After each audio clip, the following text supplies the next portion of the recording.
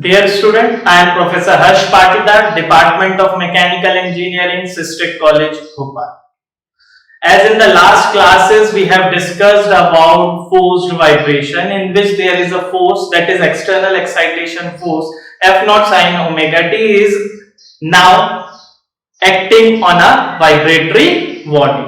तो उसके बाद हमने देखा, उसको ड्राइव किया, एक डिफरेंशियल इक्वेशन मुझे मिली जब मेरा एक कंपोनेंट स्प्रिंग मास टेम्पर जिसमें मैं F naught sin omega t का फोर्स लगा रहा हूं, मेरी इक्वेशन बनी थी that is mx dot dot plus cx dot plus kx equals to F naught sin omega t. This is my equation. और जब मैंने इस इक्वेशन को सॉल्व किया तो what we get that x small x, that is the solution of differential equation, F naught by k upon में under root 1 minus r square का whole square plus 2 zeta r का whole square into sin omega t minus 5. So after that what we get, that is small x will be equals to capital X sin omega t minus 5. So from here it is small x equals to capital X sin omega t minus 5, and that capital X is the amplitude of that condition. In that condition, कौन सी condition? जब हमारा external excitation force act कर रहा है किसी भी body पर, तो मेरा जो एम्पलीट्यूड आएगा that is capital X equals to F not by K upon में under root 1 minus r square का whole square plus 2 zeta r का होल स्क्वायर. ये अब तक हमने देखा था. And that amplitude is known as steady state amplitude, क्योंकि फोर्स वाइब्रेशन है, किसी और पे डिपेंड नहीं कर रहा है. ठीक है, फोर्स वाइब्रेशन के केस में आया that is steady state. In case of force vibration the type of vibration is steady state vibration. ठीक है, जैसे लास्ट अपन ने डैम्प्ड फ्री वाइब्रेटरी सिस्टम में देखा था कि x equals to e to the power minus zeta omega n था, माइनस दैट रिप्रेजेंट्स एक्सपोनेंशियल. ठीक है, but in that case it is steady state. और दिस x अपॉन में static F not by k हमने लास्ट क्लास में देखा था, this is known as static deflection. x upon में static deflection is amplitude ratio और magnification factor, and that is equals to 1 upon में under root 1 minus r square का whole square plus 2 zeta r का whole square. So this is what we get up to right now. We have amplitude ratio और magnification factor. बस अब हम इसका variation देखना चाह रहे हैं एम्पलीट्यूड रेशियो और मैग्निफिकेशन फैक्टर का. किस किस पर डिपेंड कर रहा है? That is the value r and zeta. r और जीटा पर ये डिपेंड कर रहा है. r that is frequency ratio, zeta that is damping factor. तो मैंने यहां पर एक ग्राफ प्लॉट किया है that is between amplitude ratio x upon में x static and r that is frequency ratio. इन दोनों के बीच में ग्राफ प्लॉट किया है for various values of zeta, क्योंकि ओमेगा n एक बार फिक्स है. ओमेगा आप इस वक्त जो दे रहे हो सिंगल फ्रीक्वेंसी के साथ दे. ठीक है, तो ओमेगा अपॉन में ओमेगा या r की वैल्यू फिक्स हो गई, दैट इज एम्पलीट्यूड रेशियो की जो वैल्यू आउटपुट आई for different values of zeta. So what we observe that at zeta equals to 2 the graph will be like that. Here this is the various values of r 1 2 3 4. r की अलग अलग values है. यहां पर amplitude ratio की value 1 लेकर चल रहा हूं. ठीक, तो और ये जीटा की वैल्यू, तो जीटा 0.5 है तो कैसे बिहेव करेगा, जीटा 0.25 है तो कैसे बिहेव करेगा, एंड 0.125 है तो कैसे बिहेव करेगा, and then so on. So this is all about the values of zeta. ठीक है, अब देखते हैं हम. मैं यहां पर देख रहा हूं at r equals to 0. r equals to 0 का मतलब क्या है? r 0 हो सकता है क्या? यहां पर अगर हम देखें कि r 0 हो सकता है क्या? r 0, अगर r 0 है इसका मतलब ओमेगा 0 है. पॉसिबल है क्या? नहीं है. इसका दूसरा मतलब यह होता है कि when omega n is very larger than omega. मान लो ओमेगा 1 रेडियन पर सेकंड है, ओमेगा n 500 रेडियन पर सेकंड है, तो जो रेशियो आएगा it is approximately equals to 0 irrespective of amount of damping present in the system. मैं कैसा केस डिस्कस कर रहा हूं? जब r की वैल्यू 0 है, डैंपिंग का कोई भी मतलब नहीं है, प्रेजेंट हो या नहीं हो. तो एम्पलीट्यूड रेशियो की वैल्यू क्या होगी? देखो R 0 है तो 1 माइनस 0 इज 1, 1 का स्क्वायर इज 1, ठीक है, और 2 जीटा, ये वाली टर्म 0 हो जाएगी, क्या बचेगा? 1। तो जब R की वैल्यू 0 है हमेशा एम्पलीट्यूड रेशियो क्या होगा? That is equals to 1। इसका मतलब क्या है? अगर R की वैल्यू बहुत ही ज्यादा कम है तो वहां पर ये जो एम्पलीट्यूड है स्टेडी स्टेट वाइब्रेशन के, that is of the order of static deflection, फर्क नहीं पड़ेगा दोनों में, ठीक है। तो amplitude of the steady state response is of the order of static deflection. Static deflection और स्टेडी स्टेट एम्पलीट्यूड और रिस्पांस बात एक ही, ठीक है। तो R की वैल्यू 0 है तो हमेशा एम्पलीट्यूड की वैल्यू, एम्पलीट्यूड रेशियो की वैल्यू 1 होगी, इसलिए हम यहां से डील कर रहे हैं। Now the second point, that is the most important thing जिसके कारण हम ये वाइब्रेशन पढ़ रहे हैं और मशीन्स में बहुत ज्यादा इंपॉर्टेंट रोल प्ले कर रहा है। At R equals to 1, here the amplitude ratio formula R equals to 1 रखा तो 1 minus 1 is 0, 2 into zeta का whole square, that 2 और under root is cancel out, क्या बचेगा? 1 upon में 2 zeta. At R equals to 1, that is omega n equals to omega, that is known as the condition of resonance. ये बात हमें समझ में आनी चाहिए कि रेजोनेंस की कंडीशन कौन सी है, कि जब जो आप फोर्स की फ्रीक्वेंसी दे रहे हो वो सिस्टम की नेचुरल फ्रीक्वेंसी के बराबर है। एक तरीके से और समझे कि जैसे मैं मान रहा हूं मैंने एक सिस्टम की नेचुरल फ्रीक्वेंसी निकाली, that is omega N, and that is equals to omega, जो मैं इस F naught sine omega T की वैल्यू पुट कर रहा हूं। तो omega equals to omega N अगर है तो वहां पर एक फेनोमेना ऑब्जर्व किया गया जिसको रेजोनेंस बोले।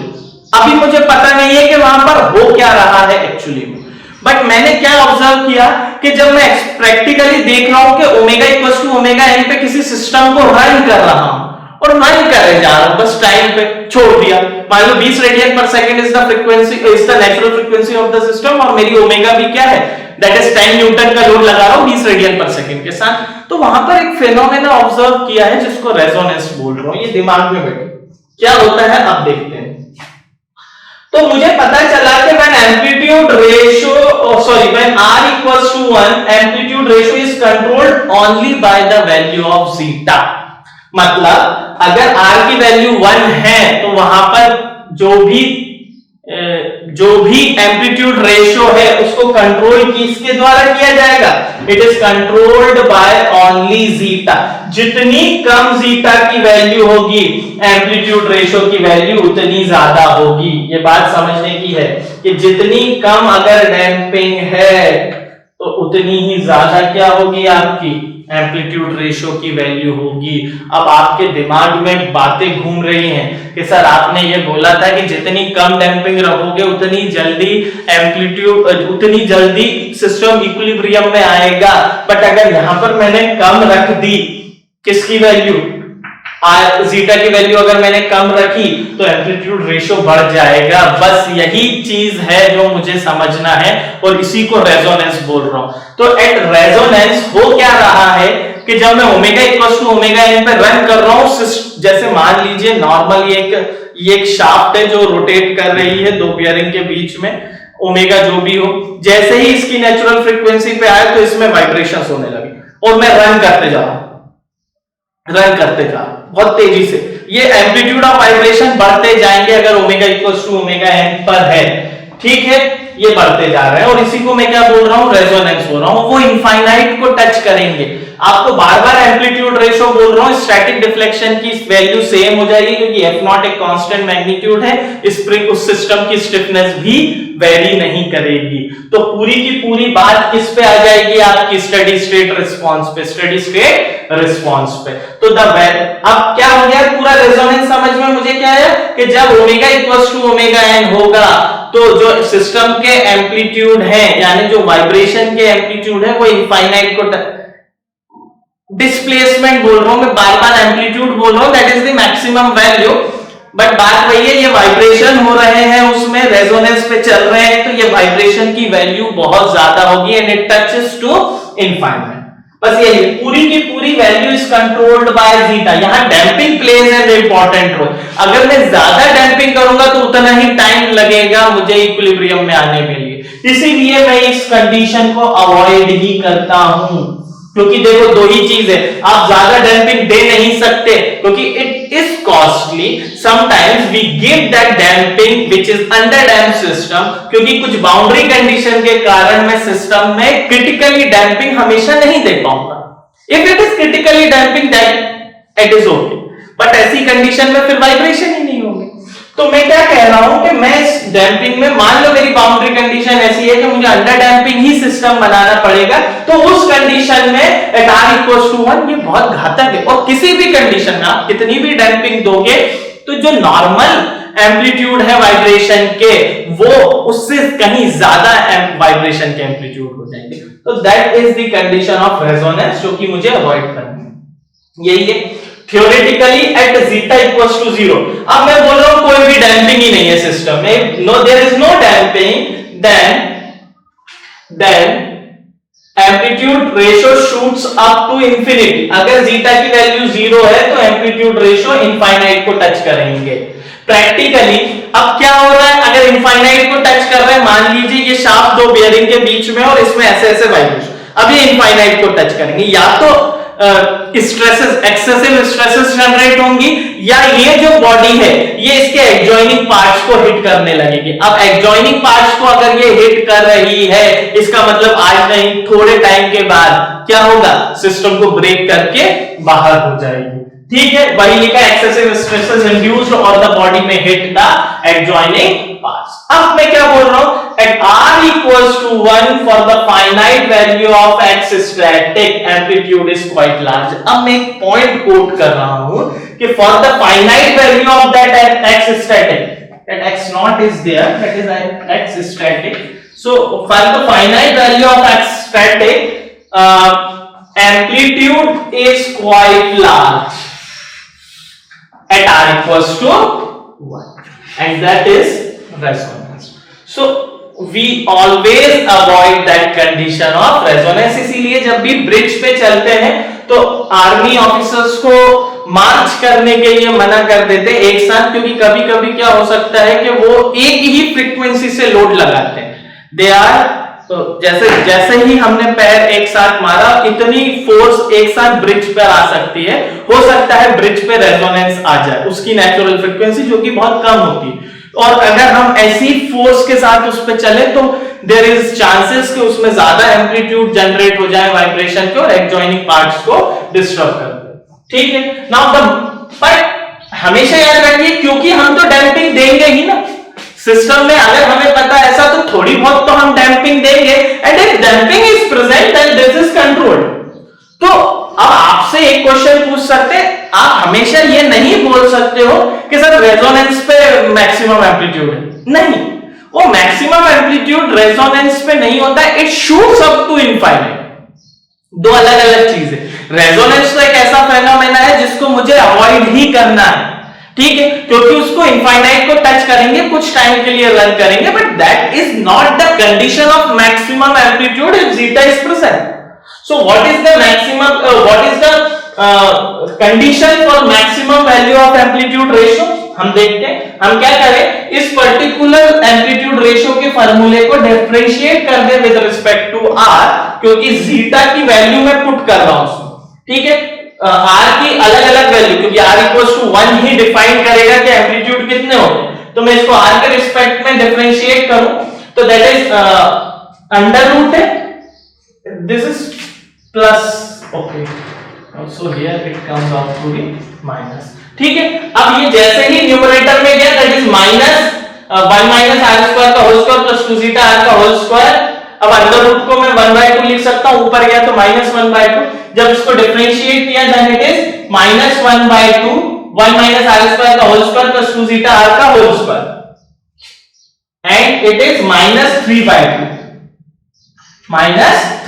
क्योंकि nx n-1 is the differentiation. Then again इसके अंदर वाला डिफरेंशिएट किया तो ये देखो इस वाली टर्म को डिफरेंशिएट करो, 2 नीचे आया, 1 माइनस आर स्क्वायर x की पावर n का डिफरेंशिएशन, फिर इस अंदर वाले का किया तो माइनस 2r। इसका किया तो that is 4 zeta square, r square का डिफरेंशिएशन किया that is 2r equals to 0। जब मैंने ये वाली टर्म क्योंकि इक्वल्स टू 0 है तो चली जाएगी, बचेगी सिर्फ ये वाली टर्म। तो इस वाली टर्म को मैंने देखा that is -4r, this minus 4r 1 minus r square plus 8 zeta square का 8 zeta square into r equals to 0। ये वाली टर्म उधर गई, यहां से 4r से 8r कैंसिल किया, बचा 2, तो यहां पर बचा 2 zeta स्क्वायर और ये 1 उधर गया, और सॉरी r स्क्वायर उधर गया, zeta स्क्वायर इधर आ गया, तो r square will be 1 minus 2 zeta square and r की value that is √1 minus 2 zeta square. That is the condition for maximum amplitude. r की कौन सी वैल्यू पे we get maximum amplitude, that is equals to √1 minus 2 zeta square.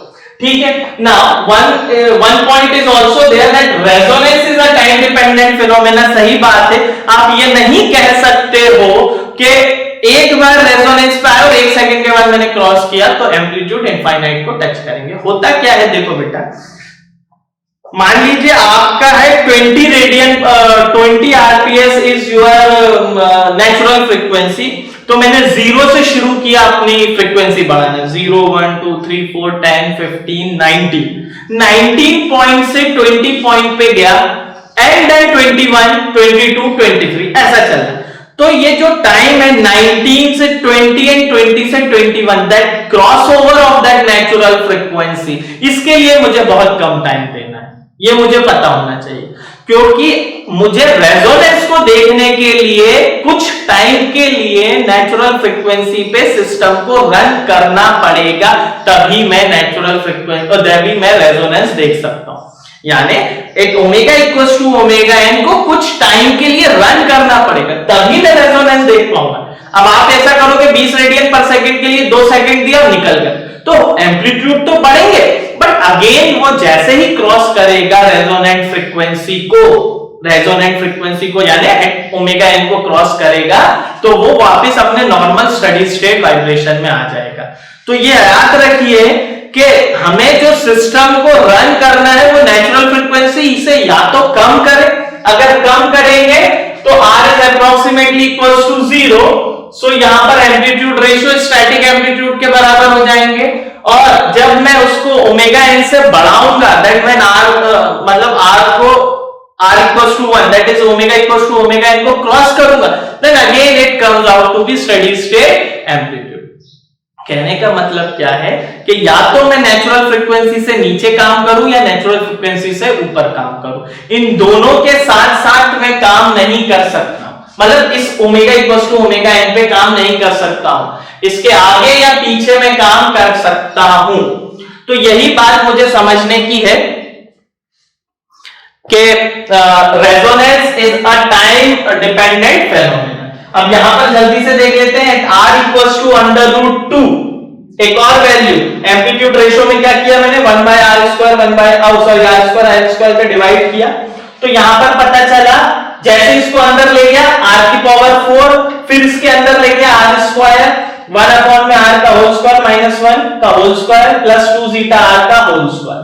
ठीक है, अब मैं यहां पर r की वैल्यू इनफाइनाइट रख रहा हूं, अगर r की वैल्यू इनफाइनाइट रख रहा हूं दैट इट इज 0, ठीक है, and it is again 0 and r की वैल्यू इनफाइनाइट रखी 0, अल्टीमेटली एम्पलीट्यूड रेशियो 0 हो रहा है। अरे वाह, एम्पलीट्यूड रेशियो 0 हो रहा है, इसका मतलब स्टेडी स्टेट एम्पलीट्यूड को खत्म करो, and that is the reason why nowadays machines are run at very high speed, are tending towards infinity। का मतलब क्या हो रहा है, जब ओमेगा की वैल्यू 500 रेडियन पर सेकंड है एंड ओमेगा एन की वैल्यू 1 रेडियन पर सेकंड है, it is approximately equals to infinity.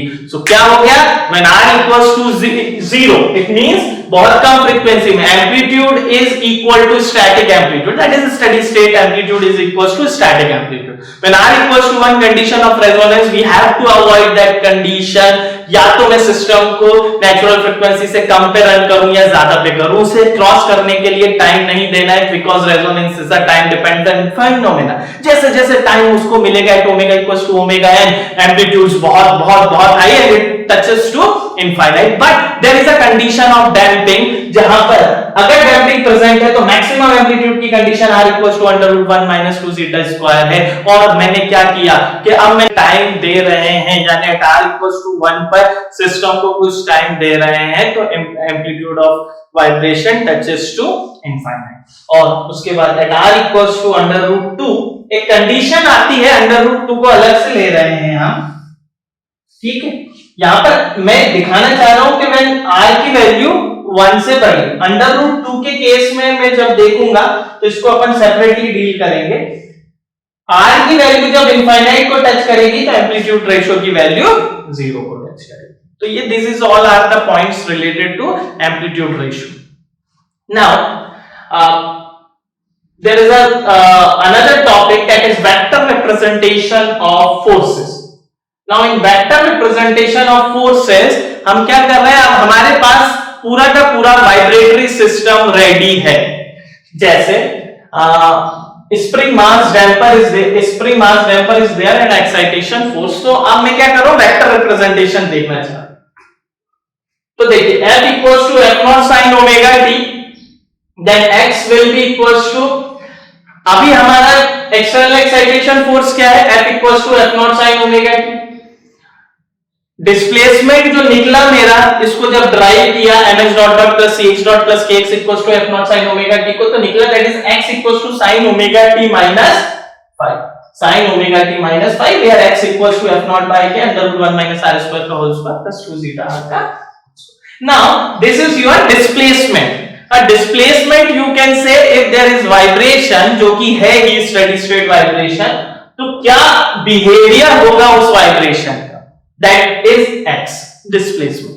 उसकी velocity क्या होगी, that is x dot, differentiate with respect to t, so that is x sin omega t minus 5 का differentiation किया तो x cos omega t minus 5 and that omega t का differentiation omega। so क्या बना मेरा, x dot will be x omega cos omega t minus 5 and cos omega t को मैं लिख सकता हूं, cos omega t minus 5 को, that is sin 90 plus theta is cos theta।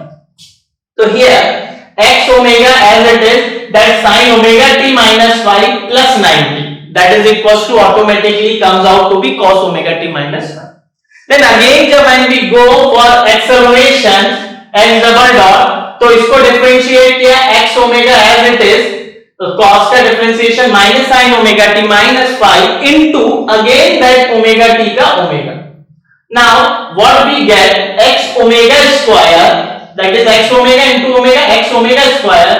अब sin 90 plus theta is cos theta, sin 180 plus theta is minus sin theta, so we get sin omega t minus 5 plus 180 degree।